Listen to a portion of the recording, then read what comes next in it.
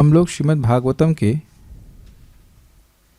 तीसरे स्कंद के प्रथम अध्याय के 40 और 41 श्लोक को देखेंगे। और इस पे 40वें में विदुर जी कुंती महारानी के बारे में पूछेंगे और 41वें में वे धृतराष्ट्र के बारे में पूछेंगे नहीं, शोक करेंगे पूछेंगे नहीं, ध्यान दीजिएगा, वहाँ थीम चेंज हो जाएगी। वहाँ पूछेंगे नहीं कि धृतराष्ट्र ठीक हैं या नहीं है, उनके लिए शोक करेंगे। तो देखने में तो बहुत सिंपल लगेगा, बहुत बड़ी बड़ी शिक्षाएं प्राप्त होंगी। बहुत अच्छे श्लोक है, इसलिए हम आज के लिए छोड़ देते। मेरे पीछे बोलिए। अहो पृथापि ध्रियतेर्भकार्थे राजर्षिवर्येण विनापितेन। अहो पृथापि ध्रियतेर्भकार्थे राजर्षिवर्येण विनापितेन। यस्त्वेकवीरोऽधिरथो विजिज्ञे धनुर्द्वितीयः कुकुभश्चतस्रः। यस्त्वेकवीरोऽधिरथो विजिज्ञे धनुर्द्वितीयः कुकुभश्चतस्र। अहो पृथापि ध्रियतेर्भकार्थे राजर्षिवर्येण विनापितेन। अहो पृथापि ध्रियतेर्भकार्थे राजर्षिवर्येण विनापितेन। यस्त्वेकवीरोऽधिरथो विजिज्ञे धनुर्द्वितीया कुकुभश्चतस्रः। यस्त्वेकवीरोऽधिरथो विजिज्ञे धनुर्द्वितीयः कुकुभश्चतस्र। कुकुभश्चतस्र तस्त्र नहीं, तस्त्रः।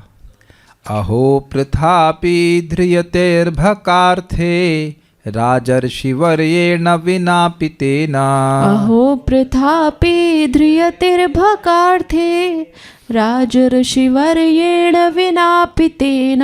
यस्त्वेकवीरोऽधिरथो विजिज्ञे धनुर्द्वितीयः कुकुभश्चतस्रः।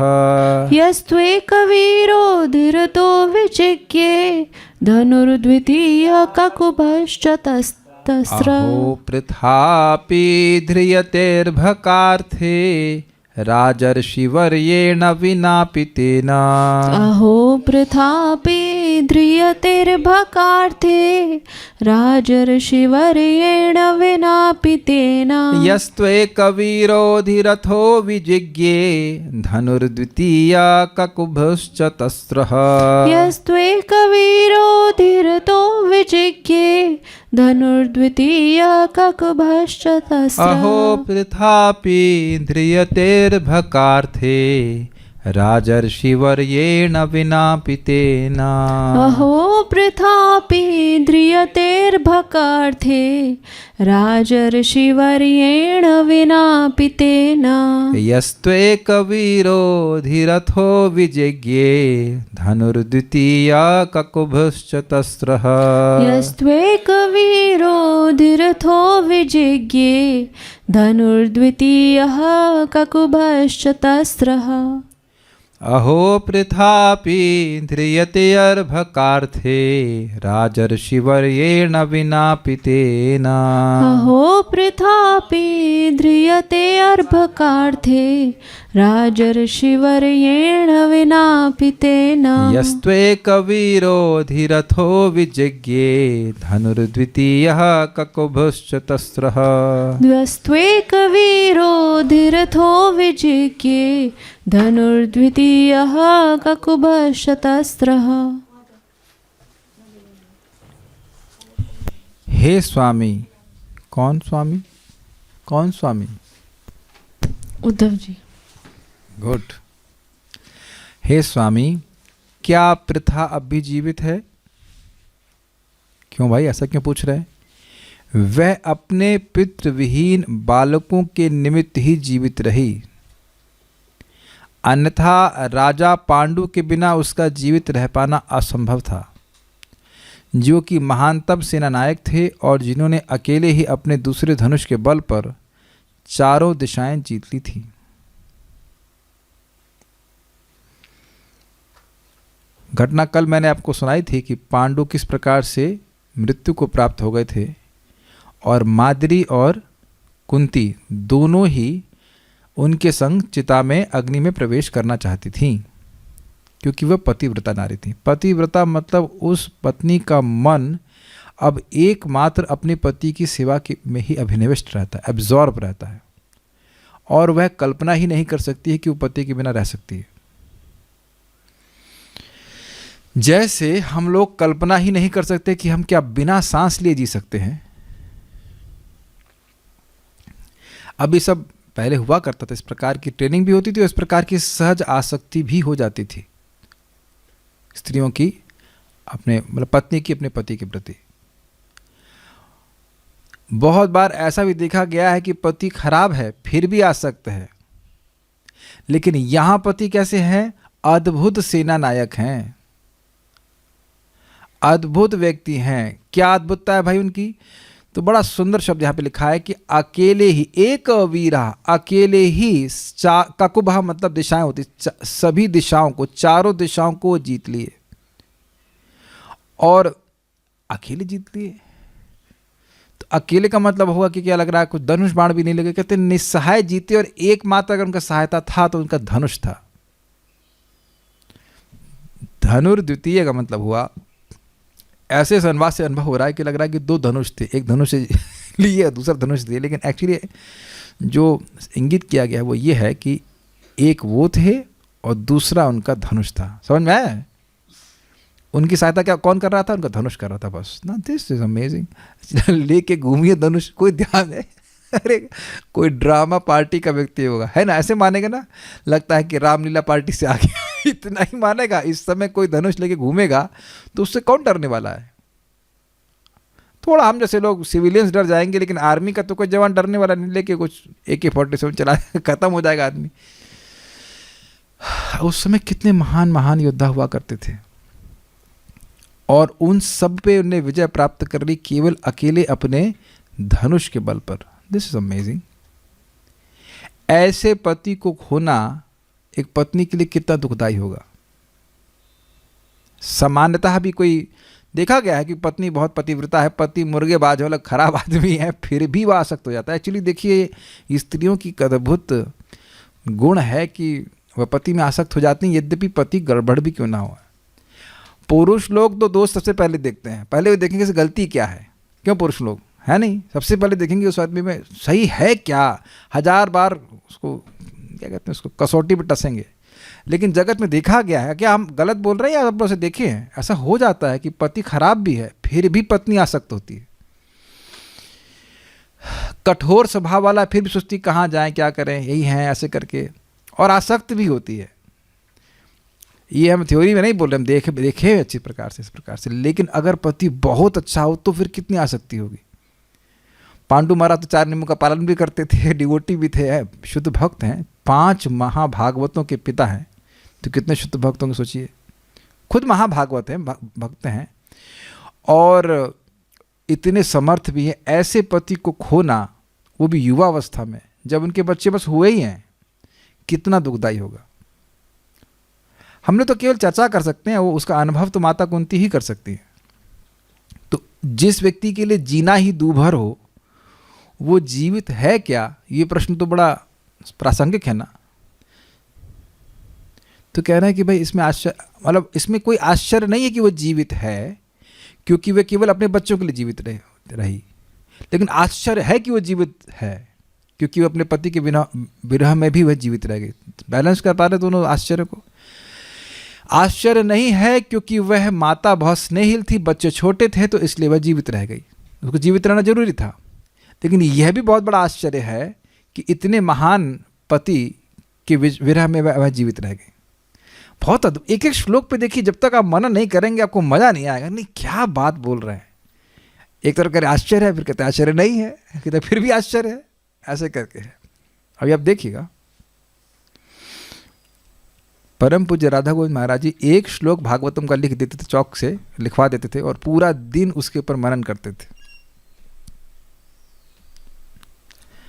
हमारे पास जितना सामर्थ्य भगवान दे रहे उतना हम बताने का प्रयास कर रहे हैं। अन्वय, अहो ओ कितना आश्चर्य है। क्या आश्चर्य है? तेना, उन तेन राजर्षि वर्णन, उन सर्वश्रेष्ठ राजर्षि पांडु के बिना भी अर्भकार्थे अपने पुत्रों का पालन करने के लिए प्रथा अपि ध्रियते, कुंती जीवित भी है। ये पहला आश्चर्य समझ में आया? कितने आश्चर्य की बात है कि पति के बिना भी अपने पुत्रों का पालन करने के लिए कुंती जीवित है। इससे एक और अर्थ आपके सामने प्रकाशित हो रहा है कि देखिए, पति तो नहीं है और इसके ऊपर इतनी प्रताड़ना भी सहन कर रही है। जब वह बच्चों को लेकर के आई, माद्री ने दाह संस्कार में ही अपना शरीर त्याग दिया और वो पति के संग उन्हीं गति को प्राप्त हो गई जिनके पति की गति प्राप्त हुई, यानी पांडु के संग।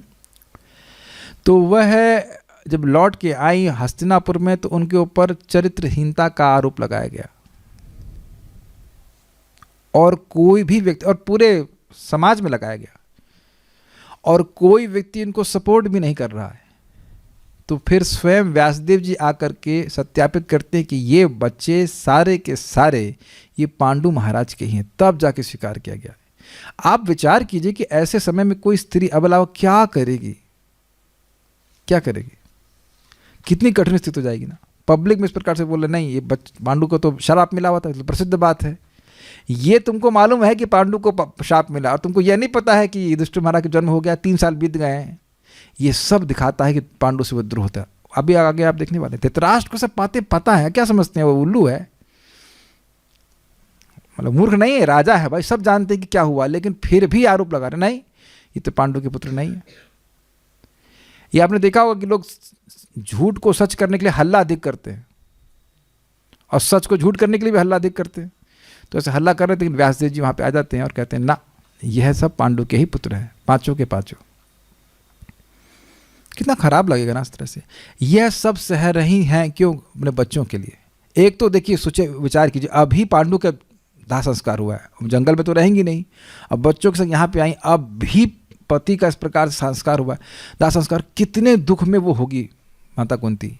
और उस पर इस प्रकार का लांछन लगाना, एक महान पतिव्रता नारी पे इस प्रकार का लांछन लगाना कितना दुखदायी होगा। I mean this is heart renting, जिसे कहना चाहिए, बहुत खतरनाक। फिर भी जीवित हैं अपने बच्चों के लिए, ये कितने आश्चर्य की बात है भाई। विदुर जी तो यह देखे हैं ना, ये विदुर जी के लिए सुनी वही बात तो नहीं है ना। विदुर जी तो सब सामने देखे ना कि उनके ऊपर किस प्रकार से, उनके ऊपर उनके बच्चों पर कितनी प्रताड़ना हुई, फिर भी जीवित है।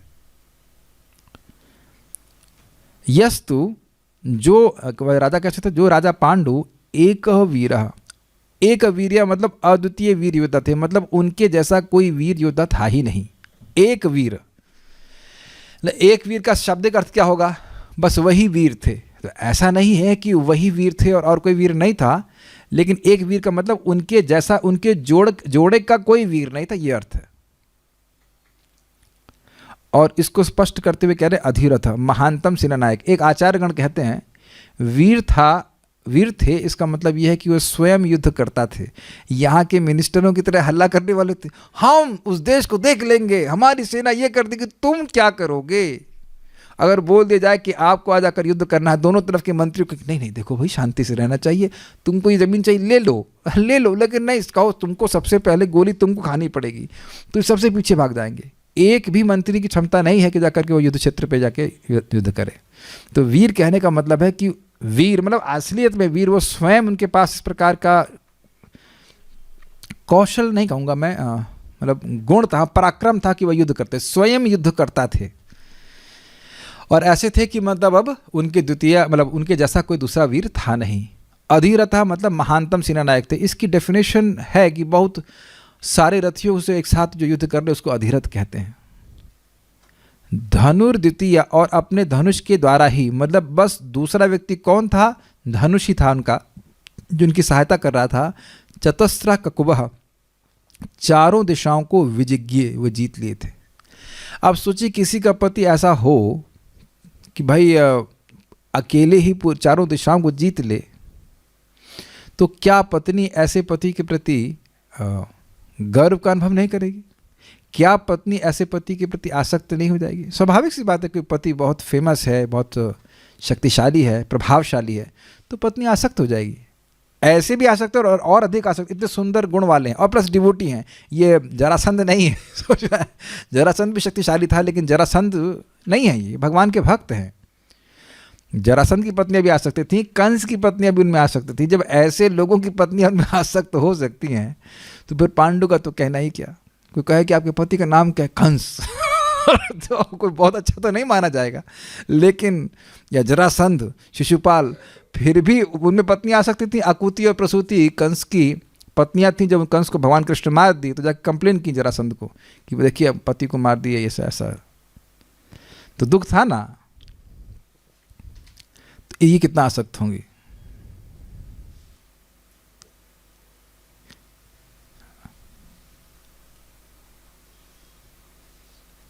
वृद्धावस्था में भी भाई कोई ना कोई तो पहले जाएगा, चाहे पत्नी जाए चाहे पति जाए, एक साथ तो जाते नहीं हैं। तब भी कितना फूट फूट के लोग रोते हैं। एटलीस्ट पत्नियां तो रोती ही हैं।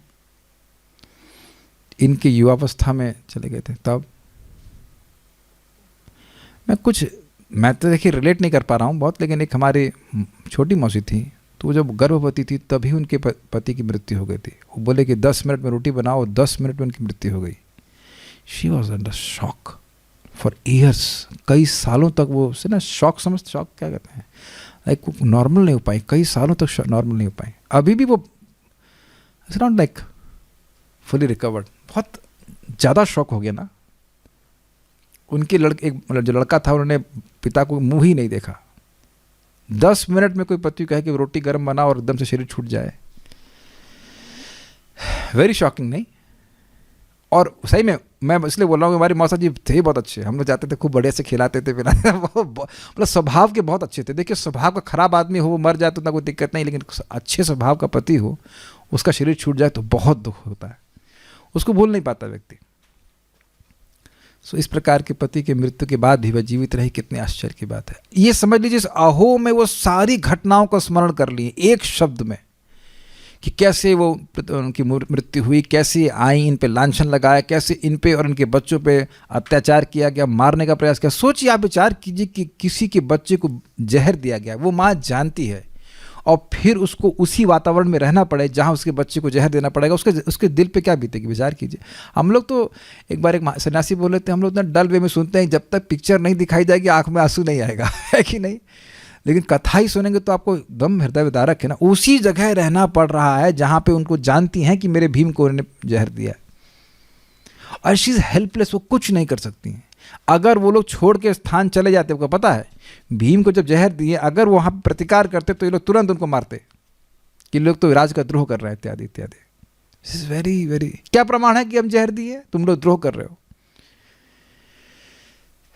उस समय तो ये लोग छोटे थे, तो क्या कि नहीं अभी हम लोग ऐसा नहीं कर सकते, वहाँ पे शांत बने रहे। This is amazing tolerance.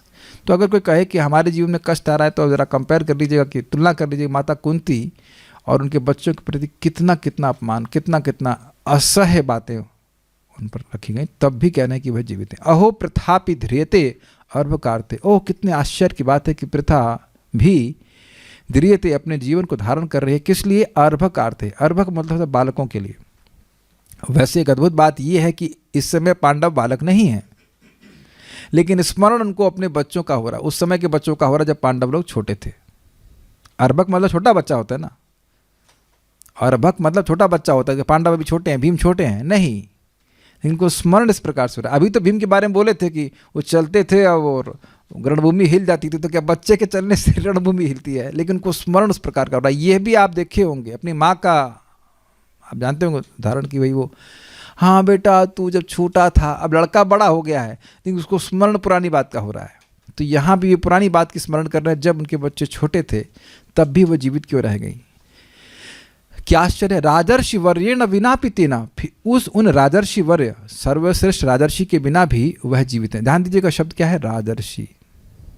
राजा हैं लेकिन ऋषि हैं। आप पहले सुन चुके हैं कैसे वो जंगल में जाकर के रहने के लिए बड़े इंक्लाइन थे, उन्मुख थे। यानी राजर्षि कहने का ही मतलब हो गया कि सारे गीता का ज्ञान समझते थे, राजर्षि को ज्ञान दिया गया था उस परंपरा में, अर्जुन को भी परंपरा भी थी। He was very qualified person, nice, gentle, caring, affectionate. जो भी आप पति में एक अच्छा गुण देखती हैं वो सब पांडु महाराज में थे, सोचते हैं। यह तो केवल अच्छे राजर्षि हो ऐसी बात नहीं है, अपितु वह शूरवान भी थे। तो कह रहे यह तो वह तो एक वीरा अद्वितीय योद्धा थे, अधीरथ महान सेना नायक थे, विजिज्ञ और दिशाओं को जीते हुए थे। कैसे? धनुर्द्वितीय, निस्सहाय ही जीत लिए, केवल एक धनुष को लेकर के वे पूरे चारों दिशाओं को जीत लिए। ककुभा चतस्रः, चतस्रः मतलब चारों दिशाओं को, ककुभ मतलब होता है दिशा और चतस्र का मतलब हुआ चार, चारों दिशाओं को जीत लिए अर्थात पूरी पृथ्वी को जीत लिए। ऐसा कोई बॉक्सर नहीं मिला होगा जो कभी हारा ना हो, ऐसा कोई नहीं है। ऐसा कोई व्यक्ति नहीं है जो कभी ना हारा हो भगवान के अलावा। तो यहाँ बोल रहे हैं कि पांडु महाराज किसी से नहीं हारे, और रिकॉर्ड भी है कि पांडु महाराज का शरीर छूट गया लेकिन पांडु महाराज हारे किसी ने से नहीं थे। तो स्वाभाविक सी बात है कि ऐसे पति के प्रति गर्व से पत्नी युक्त रहेगी, है ना। श्रीधरी देखते हैं 3:41। विदुर जी ने कहा कि मैं कुंती के विषय में क्या पूछूं, क्यों नहीं पूछें? तो कह रहे हैं क्योंकि वह राजर्षि श्रेष्ठ पांडु के वियोग में मृतप्राय हो गई थी, इसलिए वे अपने प्राणों को धारण कर रही हैं, यही आश्चर्य। अब इसका क्या मतलब हुआ? भाई मृत, पहले समझिए मृत प्राय का मतलब क्या? भाई जो मृत हो गया उसका क्या करते हैं? उसको संस्कार कर देते, दाह संस्कार कर देते हैं। तो उनकी स्थिति एक मृत से अधिक नहीं थी। तो मान लो कोई व्यक्ति मर गया हो और वो जिंदा हो जाए तो आपको आश्चर्य नहीं होगा? उस तरह से सोचिए। हम लोग सोचने में कठिनाई हो इसलिए हो रही है कि हम लोग ऐसा कर नहीं सकते, लेकिन मर जाए कोई व्यक्ति और जिंदा हो जाएगा तो आप आश्चर्य नहीं करेंगे। तो कहते हैं कि इनके लिए तो मरने का ही कारण हो गया था, पति चला गया था, बस खत्म, पति मतलब मृत्यु हो गई तो वह मृत्यु प्राय हो गई थी, फिर भी वह जीवित हैं। और यह भी आश्चर्य नहीं है क्योंकि वे अपने लिए नहीं अपितु अपने पुत्रों के लिए जी रही हैं, भोगों को भोगने के लिए नहीं।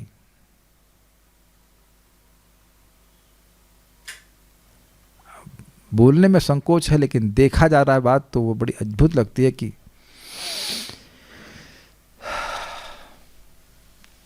मैं क्षमा कीजिएगा, हम खाली बात बड़ी अजीब सी देखने को मिलती है कि पति की मृत्यु हुई नहीं कि दूसरी शादी हो गई, ये भी देखा जा रहा है।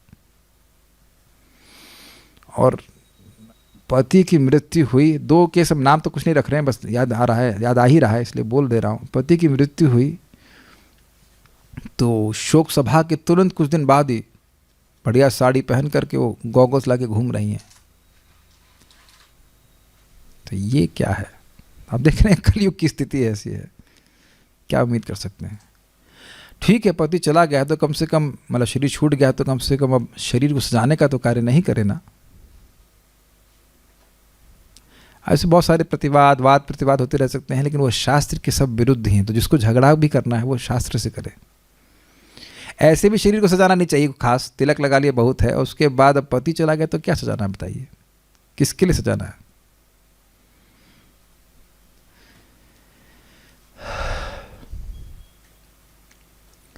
यहां उनकी कर्तव्य परायणता सूचित हो रही है। ये देख रहे हैं सेकंड पॉइंट से कि उनको जीने की कोई इच्छा नहीं थी, लेकिन केवल अपने बच्चों के पालन पोषण के लिए ही जी।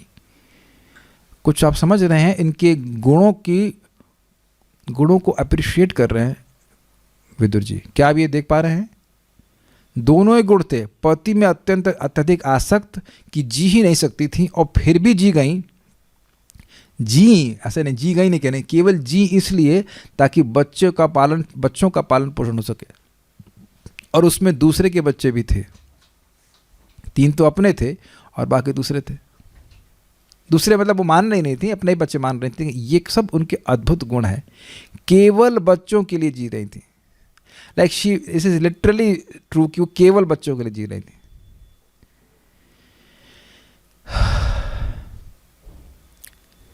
फिर भी तो आश्चर्य है। क्यों आश्चर्य है? पहला आश्चर्य कि जी गई, मतलब जी गई, उसके बाद फिर क्यों जी रही कि बच्चों के लिए जी रही, आश्चर्य की बात है। फिर भी आश्चर्य है। पहले आश्चर्य है कि वो जी गई, फिर कह रहे आश्चर्य नहीं क्योंकि बच्चों के लिए जी गई। फिर भी आश्चर्य है। तो क्यों आश्चर्य है? क्योंकि ऐसा पति था कि उसके विरह में ऐसा वो जी गई। मान लो सामान्य पति है, वो मर गया, चलो कोई बात नहीं, तो अब बच्चों के लिए जी गई, ठीक है, आश्चर्य की बात नहीं। लेकिन पति इतना अद्भुत था कि उसके विरह में जीना संभव था, इसलिए जी गई, और आश्चर्य की बात है। Is it understandable? फिर भी तो आश्चर्य ही है। तेना अर्थात उस महावीर पांडु जैसे पति के बिना भी उसका जीना आश्चर्य है। पहले बोले पति के बिना जी गई, अब कह रहे हैं कि एक विशेष व्यक्ति जो पांडु हैं, जो महान भक्त हैं, ऐसे व्यक्ति जो उनके पति थे, उसके बिना जी गई। आश्चर्य की बात। माद्री नहीं जी पाई, लेकिन माद्री से कुंती बिल्कुल कम नहीं। माद्री पहले बोल चुकी है कि मैं आपके बच्चों में और अपने बच्चों में भेद करूंगी, मुझे शरीर छोड़ना है।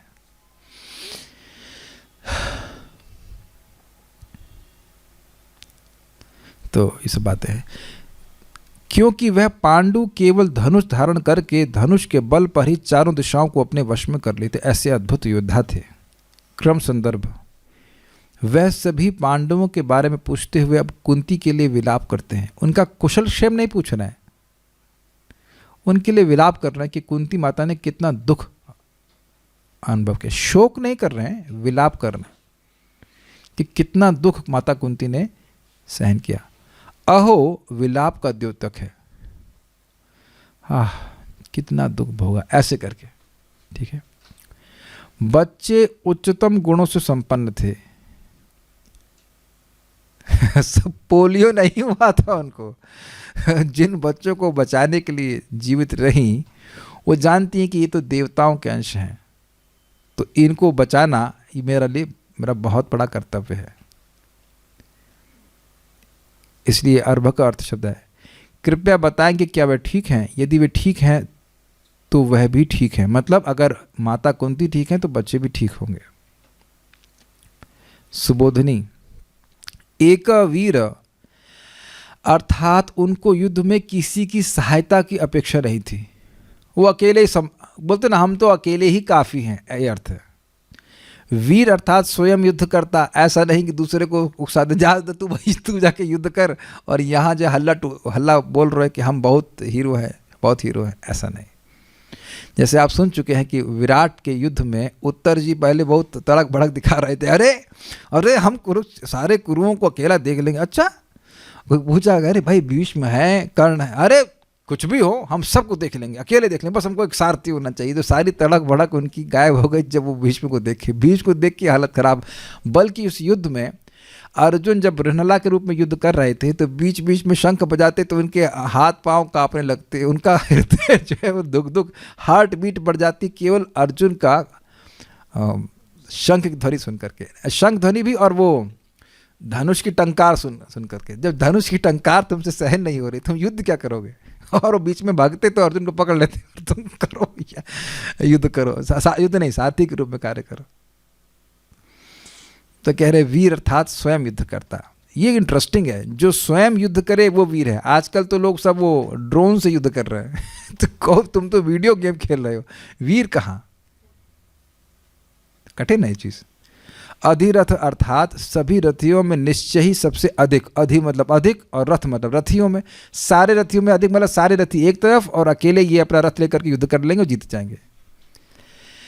उनकी सहायता में उनका धनुष मात्र ही था, क्योंकि मंत्र आदि की सिद्धि के द्वारा भी जय की सिद्धि होती है। ये समझ में आया? धनुर्द्वितीय का मतलब हुआ कि किसी राक्षस की तरह वह मंत्र के द्वारा युद्ध नहीं जीतते थे। जैसे कि ये क्या नाम था उसका, भीम के पुत्र का नाम क्या, घटोत्कच। तो हम युद्ध हो रहा है तो भूमंत्र फूंक दिया, सामने वाला मर जाए, तो ना, वह केवल धनुष से युद्ध करते थे, चीटिंग नहीं करते थे। जैसे आजकल चलता है वो केमिकल वॉरफेयर, क्या वो सब चीटिंग बाजी नहीं, सामने सामने युद्ध होता था। और इसमें आश्चर्य नहीं करना चाहिए, इसके लिए कहते हैं धनुर्द्वितीय ककुबस चतस्त्रः। उन्होंने दूसरे मतलब अपने धनुष की सहायता से ही चारों दिशाओं को जीत लिया था। तात्पर्य, एक पतिव्रता पत्नी अपने स्वामी अर्थात पति के बिना जीवित नहीं रह सकती। इसलिए समस्त विधवाएं स्वेच्छा से उस प्रज्वलित अग्नि को गले लगाती थीं जो मृत पत्नी को पति को भस्म कर देती थी। भारत में अत्यंत सामान्य प्रथा थी, क्योंकि सारी पत्नियां सती तथा पतिव्रता होती थीं। बाद में कलयुग के आगमन के साथ ही पत्नियों का पति परायण होना कम होता गया और विधवाओं द्वारा स्वेच्छा से अग्निदाह अब अतीत की बात हो गई, अब तो ये बंद है। अभी थोड़े ही वर्षों पूर्व यह प्रथा समाप्त कर दी गई, क्योंकि स्वैच्छिक प्रथा ने बलात् सामाजिक प्रथा का रूप धारण कर लिया था। जबरदस्ती लोगों उनको जला दिया करते थे प्रॉपर्टी के लिए। जब महाराज पांडु मरे तो उनकी दोनों ही पत्नियां माद्री तथा कुंती अग्निदाह के लिए तैयार थीं, किंतु माद्री ने कुंती से अनुरोध किया कि वे 5 पांडवों के जो छोटे बच्चे ही थे निमित्त जीवित रहें। जब व्यासदेव जी ने भी यही आग्रह किया तो कुंती ने ऐसा करना स्वीकार कर लिया। अतिशय विछोह के बावजूद कुंती ने अपने पति की अनुपस्थिति में जीवन का भोग करने के लिए नहीं, अपितु बच्चों को संरक्षण प्रदान करने के लिए जीवित रहने का निश्चय किया। विदुर इसी घटना का प्रसंग दे रहे हैं क्योंकि वे अपनी भावज अर्थात भाभी कुंती देवी के विषय में सारी बातें जानते थे। ये मैंने बताया था ना आपको, अभी विदुर जी के सामने सब कुछ घटित हुआ था। यह ज्ञात होता है कि महाराज पांडु महान योद्धा थे और उन्होंने धनुष बाण की सहायता से अकेले ही विश्व की चारों दिशाओं को जीता था। ऐसे पति की अनुपस्थिति में कुंती के लिए विधवा के रूप में भी जीवित रहना असंभव था, तो भी 5 पुत्रों के लिए उन्हें ऐसा करना पड़ा। अगला श्लोक देखते हैं। तो ये तो बातें सारी हमने चर्चा कर दी, समझ में आ ही रहा होगा। अब यहाँ वो शोक कर रहे हैं अपने अंधे बड़े भाई के लिए, तो जरा उनके बारे में सुनते हैं। सौम्यानुशोचे तमदः पतन्तं भ्रात्रे परेताय विदुद्रुहेयः। सौम्यानुशोचे तमदः पतन्तं भ्रात्रे परेताय विदुद्रुहेयः। भ्रात्रे परेताय विदुद्रुहेयः। भ्रात्रे परेताय विदुद्रुहेयः। निर्यापितो येन सुहृत् स्वपुर्याम् अहं स्वपुत्रान् समनुव्रतेन। निर्यापितो येन सुहृत् स्वपुर्या अहं स्वपुत्रान् समनुव्रतेन। सौम्यानुशोचे तमदः पतन्तं भ्रात्रे परेताय विदुद्रुहेयः। सौम्यानुशोचे तमदः पतन्तं भ्रात्रे परेताय विदुद्रुहेयः। निर्यापितो येन सुहृत् स्वपुर्या अहं स्वपुत्रान् समनुव्रतेन। निर्यापितो येन सुहृत् स्वपुर्या अहं स्वपुत्रान् समनुव्रतेन। सौम्यानुशोचे तमदः पतन्तं भ्रात्रे परेताय विदुद्रुहेयः। सौम्यानुशोचे तमदः पतन्तं भ्रात्रे परेताय विदुद्रुहेयः। निर्यापितो येन सुहृत् स्वपुर्या अहं स्वपुत्रान् समनुव्रतेन। निर्यापितो येन सुहृत् स्वपुर्या अहं स्वपुत्रान् समनुव्रतेन। शोक भी कर रहा है तो गा गा करके ये भी अद्भुत है भागवतम में। हे भद्र पुरुष। कौन भद्र पुरुष? उद्धव जी। ठीक है, मैं तो एकमात्र उस धृतराष्ट्र के लिए शोक कर रहा हूं जिसने अपने भाई की मृत्यु के बाद उसके प्रति विद्रोह किया। बाद भी कह लीजिए। पांडु का द्रोह तो वह पहले भी करते थे, उनको बड़ा खराब लगता था अंधे को कि ये राजा क्यों बना हुआ है।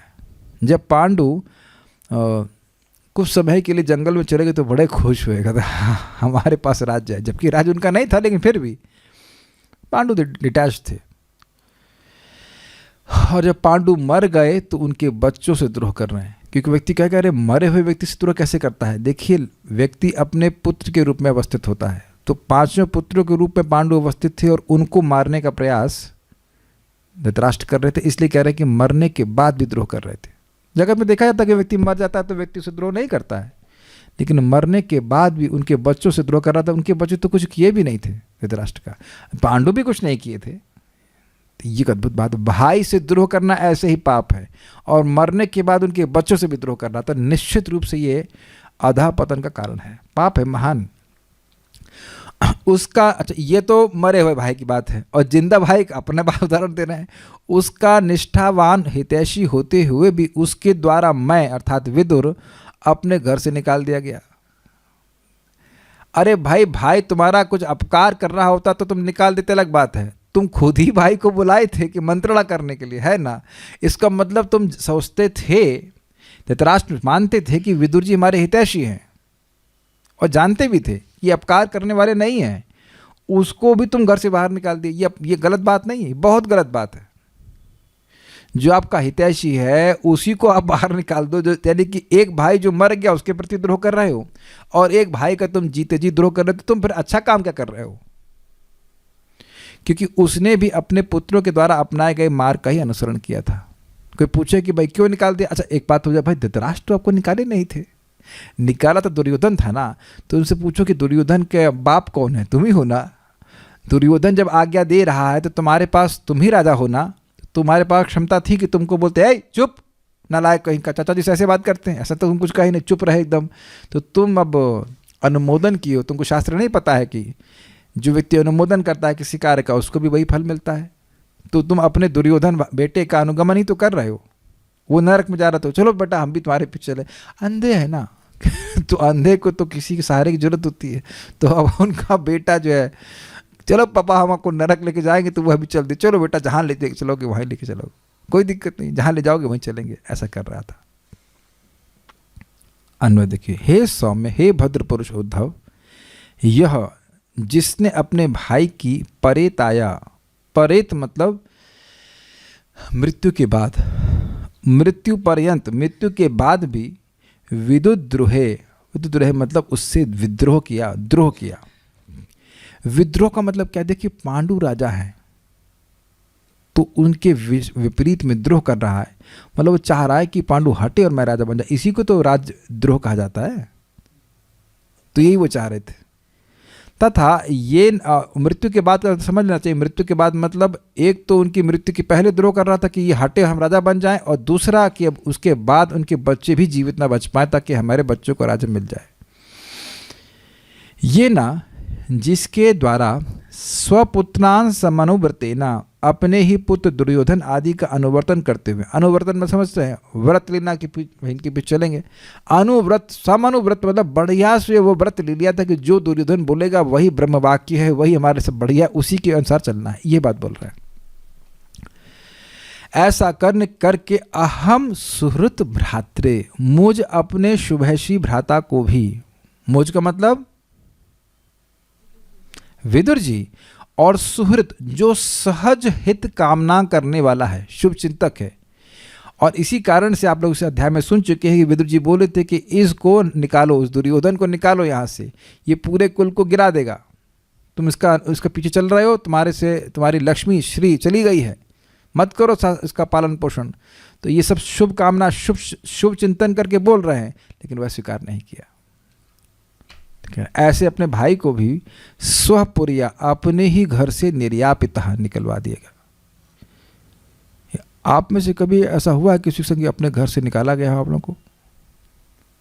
हमारे संग हो चुका है। जब बारिश हुई थी यहाँ पे, जब बाढ़ आ गई थी, तो सो कॉल्ड इसमें हम अपना किराए में भी रह रहे हैं, लेकिन वहाँ से एक भक्त कह रहे, कल्याण प्रो करे, अरे आप तो बाबा जी हैं कल्याण रॉय, अगर आप हैं, अगर आपका वीडियो और नहीं तो, अगर बाबा जी लोगों का घर तो कुछ वैसा ही नहीं था। आप लोग तो पेड़ के नीचे रहे तो भी कोई दिक्कत नहीं, लेकिन गृहस्थी को किसी घर से बाहर निकाला तो दिक्कत होती है भाई, हमको पता है।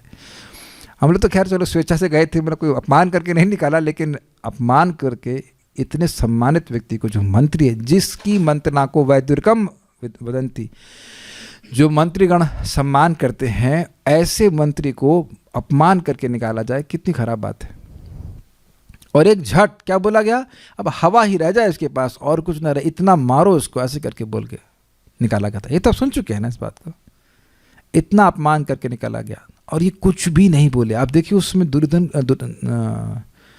धृतराष्ट्र कुछ नहीं बोले। ऐसा लग रहा है कि अंधे तो हैं और गूंगे भी हैं उनको, और बहरे भी हैं, कुछ सुनाई नहीं पड़ रहा है, कुछ सुनाई नहीं दे रहा है, इतनी आसक्ति। तम अधः पतंतम अनुशोचे, उस पतित होते धृतराष्ट्र का मैं शोक करता हूँ। अब ये इंटरेस्टिंग है, कोई व्यक्ति गिर रहा हो, उसकी उस अर्थ में कह रहे हैं तम अधः पतंतम, जो अब अधः तम में नरक में गिर रहे हैं, मतलब नरक में ना गिरे, उसके लिए प्रतिकार, नरक में गिरे उसका प्रतिकार करने के लिए कुछ कर भी नहीं रहे हैं, इसलिए शोक कर रहा हूँ। भाई मान लो किसी से पाप हो गया, कुछ गलती हो गई, ठीक है, तो भाई कुछ भजन करे, हरि नाम करे, कुछ करे, कुछ तो बचे। वो ऐसा कुछ कर भी नहीं रहे, वो ऐसा कुछ कर भी नहीं रहे। हम लोग प्रथम स्कंद में सुन चुके हैं, वहाँ जाकर बोलेंगे तुम उस भीम के हाथ से रोटी ले रहे हो कुत्ते की तरह जिसने तुम्हारे सारे पुत्रों को मारा है, तुम्हें शर्म नहीं आती है? ऐसा करके कठोर वचन बोलते हैं। श्लोक देख लीजिए एक बार। सौम्य, हे सौम्य उद्धव जी, अनुशोचे मैं निरंतर शोक कर रहा हूँ। अब उनके कुशल क्षेम के बारे में क्या पूछूं, उनके बारे में निरंतर शोक कर रहा हूँ। क्यों? तम अधा पतंतम, उसको जो नीचे गिर रहे हैं उसके बारे में, मतलब धृतराष्ट्र के बारे में, नाम नहीं रख रहे हैं लेकिन बोले वो धृतराष्ट्र के बारे में जो नीचे गिर रहा है। क्यों? यह भ्रात्रे परिताया विदुद्रोहे, जिसने अपने भाई के साथ उसकी मृत्यु के बाद भी द्रोह किया, उसके बेटों के साथ भी। और जीते जी निर्यापितेन सुहृत् स्वपुर्याम अहम, मैं उसके द्वारा निर्यापित हुआ अपने ही घर से। तो क्यों आपके प्रति द्रोह क्यों किया? धृतराष्ट्र के प्रति तो आप अच्छे व्यक्ति रहे हैं, सूर्य ने आपके पीछे क्यों, आपको घर से क्यों निकाल दिया भाई? कोई मान लो उद्धव जी को ना पता हो कि क्यों निकला, उद्धव जी पूछे भाई क्या बात है, आप तो सूरत थे, आप तो उनके अपने मंत्री थे, क्यों निकाल दिए? अपने मंत्री को तो आदमी निकालता नहीं। तो कहते हैं स्वपुत्रान समनुव्रते न, क्योंकि वे अपने पुत्र दुर्योधन आदि के पीछे चलने वाला था, इसलिए निकाल दिया। तो कोई वो मौका, मतलब कोई स्कोप नहीं छोड़े कि किसी तरह नरक जाने से बच जाएं। समझ में आया? ये इसलिए वो शोक कर रहे हैं। यहां देख रहे हैं कि मरने के बाद यहां पे पांडु के लिए शोक नहीं कर रहे हैं, क्योंकि पांडु को तो सदगति प्राप्त हुई, लेकिन अपने भाई के जीने का भी शोक कर रहे हैं। मैं कई बार बोला हूं कि लोग यहाँ पे अपने रिश्तेदारों के मरने के बाद शोक करते हैं, लेकिन शोक मरने के बाद नहीं, शोक जीने का है। किस तरह से वो जी रहे हैं जो अपने जीवन को आगे बहुत अंधकार में बनाएंगे। पिता के मरने का रोना नहीं होता है। हम तो अपनी माता जी के लिए बिल्कुल नहीं रोए, राधे राधे बोल कर चली गई, राधा रानी के पास चली गई, वृंदावन में शरीर छोड़ा, उसमें मरना क्या है? हम तो, मुझे बोला कि शरीर छूट गया, हमने कहा अच्छा यही तो प्रार्थना कर रहा था मैं, ऐसे छूट जाए, इसीलिए तो बुलाया था इनको वृंदावन में। जब भी कभी बार उनको आइडिया आया कि हम गंगा मेला जाएंगे, हमने कहा मर गई तो मैं वहाँ जलाने भी नहीं आऊँगा। कहते नहीं जाऊँगे, तो नहीं गई तो भगवान के पास गई। तो आप कहेंगे इतने कॉन्फिडेंस से आप कैसे बोल सकते? हम बोल रहे हैं, मतलब आता में पढ़े नहीं कि ब्रज क्षेत्र में जो भी शरीर छोड़ता है, कीड़ा भी शरीर छोड़ता है तो भगवान की प्राप्ति करता है। तो कोई दिक्कत नहीं है, मरने का शोक नहीं होता है, जीने का शोक होता है कि व्यक्ति किस प्रकार से गलत जी रहा है, इससे आगे उसकी गति बहुत खराब हो। इस दैट ओके? यहाँ देख रहे हैं कि नहीं? मैं अपनी बात को सत्यापित कर सकता हूँ, सामने देखिए बोल रहे हैं, जीने का शोक कर रहे हैं। वो जानते हैं कि धृतराष्ट्र जी रहे हैं, बाकी लोगों के बारे में जानते हैं कि वो सब अंतरित हो चुके हैं, लेकिन इनके बारे में जानते हैं कि वो जी रहे हैं। कि विदुर मैत्रेय से बात करने के बाद वो जाएंगे, अभी बात नहीं की मैत्रेय से, वो शोक कर रहे हैं। तो जीने का शोक है कि जो व्यक्ति भजन के बिना जी रहा है उसका जीवन शोकमय है। आज हम बड़े भाग्य की बात है ना, हम सब लोगों का कुछ गिरते पड़ते कुछ भजन तो हो ही जाता है, जप हो जाता है, प्रसाद खा लेते हैं, कुछ भगवान के बारे में सुन लेते हैं। बिल्कुल मरने का कोई शोक नहीं होना चाहिए, क्योंकि सदगति निश्चित है। लेकिन जो भजन नहीं कर रहे हैं उनके लिए बहुत शोक नहीं है, सोचनीय बात है। आप प्रैक्टिकल देख रहे हैं। श्रीधरी, कुंती अपने पुत्रों के लिए जी रही है तो उचित ही है। मैं उन जीवित रहने वाले धृतराष्ट्र के विषय में सोचता हूं, क्योंकि उनका अधःपतन हो रहा है। वो काहे को जी रहे हैं? आप समझ में आया? कुंती महारानी जी रहे अपने बच्चों के लिए, बिल्कुल ठीक है, कुछ गलत नहीं, धर्म के अनुसार है। लेकिन ये कौन से धर्म के अनुसार जी रहा है बुढ़ा? ये शोक कर रहे हैं। क्यों जी रहा है? नीचे और गिरने के लिए, और नीचे गिरने के लिए जी रहा है। मतलब समझ रहा है कि भाई अब पाप तो किए हुए, मान लो 150 किलो किया हुआ है पाप, नहीं अभी कम है, और वजन बढ़ा रहा है पाप करके और नीचे गिरने के लिए। क्यों भाई? क्योंकि उन्होंने अपने मरे हुए तथा पांडवों के रूप में विद्यमान अपने भाई पांडु से उन्होंने द्रोह किया। ये समझ में आया? पांडु से पहले द्रोह किया, बाद में उनके बेटों से द्रोह किया, क्योंकि पिता ही बेटे के रूप में आता है। तो अब ये सारा गलत काम किया। अपने भाई से द्रोह करने वाला व्यक्ति को बहुत बड़ा पाप कहा जाता है, पापी कहा जाता है। उन्होंने अपने जीवन में ही अपने सुहृद भाई मेरा भी अपमान किया, जो मरे हुए भाई का अपमान किया, द्रोह किया, मेरे से भी अपमान किया। अच्छा, तो आप गलत किए होंगे, जरूर आपने भी कुछ गड़बड़ किया। तो कहते नहीं, मैं उनका हितकारी भाई था, मैं उनका हित कर रहा था, फिर भी द्रोह किया, मेरा अपमान किया। मुझको क्या कर दिया? तो कहते हैं मुझको उन्होंने अपने नगर से निकलवा दिया, स्वपुर्या। क्रम संदर्भ देखिए, मैं पांडु के लिए शोक नहीं करता जो अब जीवित नहीं है। और स्वाभाविक सी बात है कि पांडु तो उनके समय में शरीर छोड़ दिए, मतलब बहुत पहले शरीर छोड़ दिए, उसके लिए शोक बिल्कुल नहीं कर रहे हैं, क्योंकि उन्होंने सर्वोच्च पद प्राप्त कर लिया है। वो तो भगवान के भक्त हैं, भगवान के पास चले गए। कितने, देखिए जो मैं अभी बोल रहा था बिल्कुल सामने आपके है कि नहीं, कि जो भजन किया और शरीर छोड़ दिया बहुत अच्छा हुआ। भजन करके शरीर छोड़ दिया तो दिक्कत क्या है? अरे शरीर को धारण करने का प्रयोजन ही भजन करना है, बाकी शरीर में ऐसा क्या है जिसको धारण किया जाए? बताइए, कौन सी वस्तु है जिसको धारण कर ली जाए? बल्कि रोज तो हम त्यागते हैं, जो हम रोज त्यागते हैं उसको धारण करने के बारे में तो नहीं सोचते ना, है ना? उन्हीं सब चीज़ों से शरीर बना हुआ है। तो वो शरीर को छोड़ करके व्यक्ति भगवान के पास चला जाए तो अच्छी बात है ना। और उनके पीछे माद्री भी चलेंगे तो उनके लिए भी शोक नहीं कर रहे हैं। मैं धृतराष्ट्र के लिए विलाप करता हूं जो अभी भी जीवित है, जिसकी गति विपरीत है। विपरीत है मतलब पांडु के ऊपर और ये अधा नीचे जा रहा है, अर्थात नीचे क्या है? वो नरक आदि है, पाताल के नीचे भी नरक, नरक में गिरेंगे ये, या फिर पशु योनि में जाएंगे। सुबोधनी अब बड़ा इंटरेस्टिंग है, बोलते हैं अब तक जिन जिन से उनका पहले से अनुराग था उन सब के बारे में पूछा। क्लियर? अब जिनसे द्वेष था उनके विषय में कह रहे हैं। तो अब एक लैंग्वेज थोड़ा समझने का प्रयास कीजिए। विदुर जी महान भक्त हैं तो वैसे द्वेष नहीं कर रहे हैं जैसे आप सोच रहे हो, लेकिन जो धृतराष्ट्र ने आचरण किया उसके कारण उनको खराब लग रहा है कि अच्छा नहीं किया। हम पहले सुन चुके हैं कि जहां भगवान कृष्ण की बात का अनादर हो गया था, जिस सभा में विदुर जी वहां जाना नहीं चाहते थे, लेकिन भाई इन धृतराष्ट्र ने बुलाया इसलिए वो मंत्रणा देने के लिए गए थे, नहीं तो वो दोबारा गए नहीं थे उस सभा में। आप लोगों को अगर टीका की बात याद हुई तो द्वेष होता है भक्तों को इस सेंस में कि भाई ये बहुत खराब आचरण है, ये चीज़ ठीक नहीं है। ऐसा नहीं कि भक्त करें बस बस सब अच्छा है, भक्तों के प्रति कोई अपराध कर रहा है तो भी बड़ा अच्छा है, ऐसा नहीं बोलते। फिर तो हम भी उस अपराध के भाजन हो जाएंगे। तो कह रहे हैं कि ना, उनको बिल्कुल पसंद नहीं आई बात। एक व्यक्ति का स्मरण कर रहे थे धृतराष्ट्र का, जिसकी बात उनको बिल्कुल पसंद नहीं आई। सबसे पहले धृतराष्ट्र के विषय में शोक कर रहे हैं। सौम्य शब्द के संबोधन को उद्धव जी के मित्रत्व को ज्ञापित करने के लिए कहते हैं। मतलब उद्धव जी को अपना मित्र मान रहे हैं, बंधु मान रहे हैं इस अर्थ में। जिस किसी दूसरे से नहीं कहना चाहिए उसे, जिसे किसी दूसरे से नहीं कहना चाहिए उसे अवक्तव्य कहते हैं, इसलिए स्वयं उनके अधःपतन के लिए शोक कर रहे हैं। ये बड़ी इंटरेस्टिंग बात है। देखिए जगत में कोई शराबी आदमी मरता है, किसी का बाप मरता है तो भी लिख देता है स्वर्गवासी। अब आप यह तो नहीं कहेंगे कि अधःपतन उनका हुआ या श्री श्री श्री नरकवासी सोअंसो। तो अब ये बात तो दूसरों से नहीं कही जाती ना कि हमारे पिताजी दारू पीते थे तो वो नरकवासी हुए। तो इसलिए कह रहे हैं कि वो स्वयं शोक कर रहे हैं। अभी इसके बारे में दूसरे से क्या कहे कि हमारा भाई ऐसा था, ऐसा गिरेंगे। ये तो उद्धव जी हैं, मित्र हैं, इसलिए बोल रहे हैं। तो नहीं तो कह रहे हैं कि हम स्वयं ही शोक कर रहे हैं। समझिए, कह रही हूँ, अप्रिशिएट दिस पॉइंट।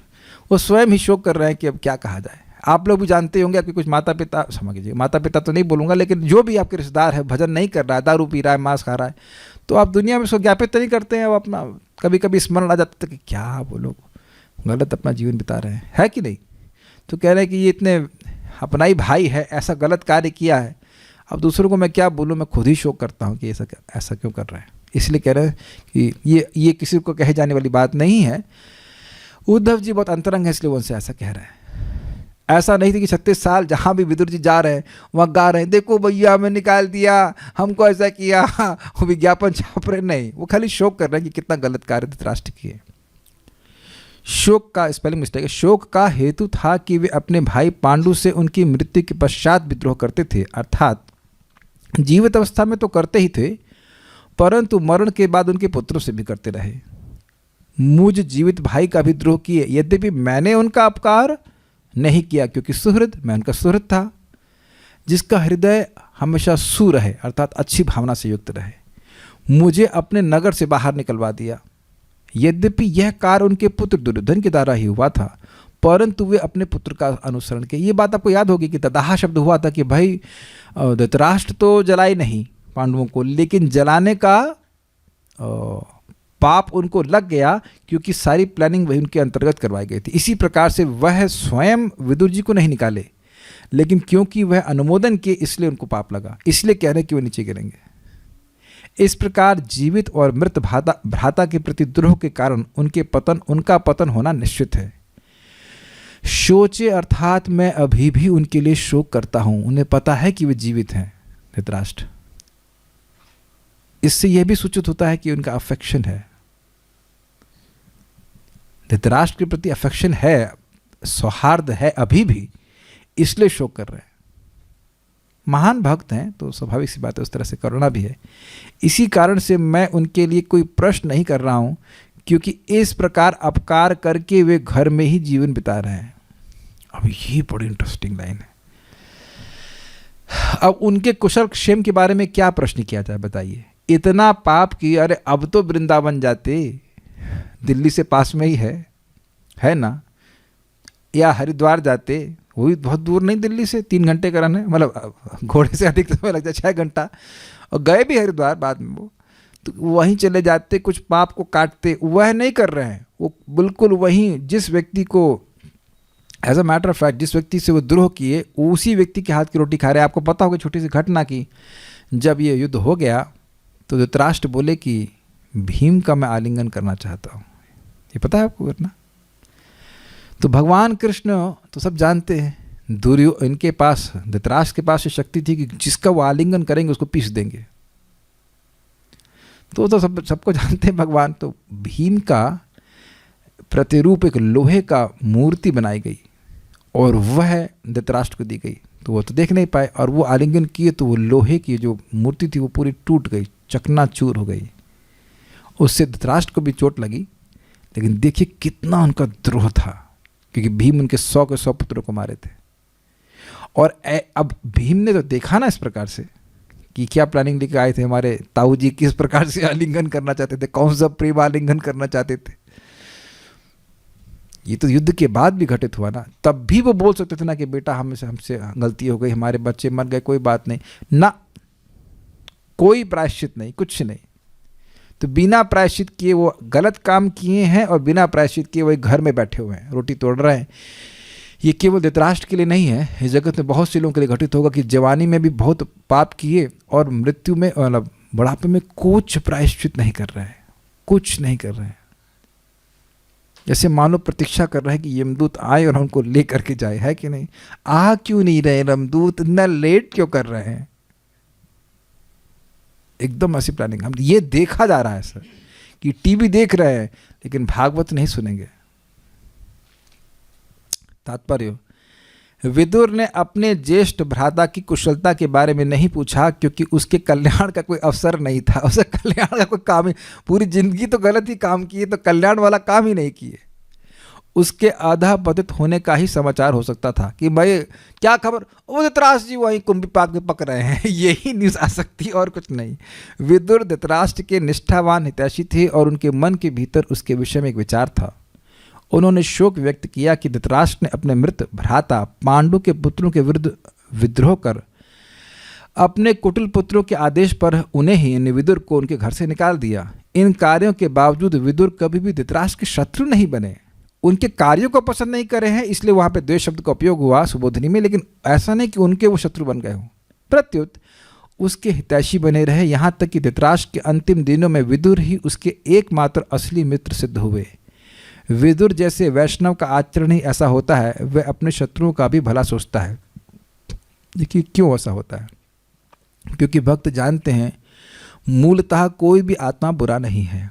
अगर वो बुराई कर रहा है तो वस्तुतः वह अविद्या से प्रभावित होकर कर रहा है, अज्ञान में कर रहा है। अगर कुछ मौका दिया जाए तो वो अपने को उसको शुद्ध किया जा सकता है। इसलिए इस प्रकार की भावना भक्तों की होती है। तो इस प्रकार से दोनों के बारे में सुना। कोई प्रश्न तो मैं नहीं समझ रहा उसमें कुछ होगा, बातें क्लियर है। सो विल स्टॉप हियर, आगे की बातों को हम कल सुनेंगे। श्रीमद् भागवतम की जय, श्रील प्रभुपाद की जय, निताई गौर प्रेमानंदे।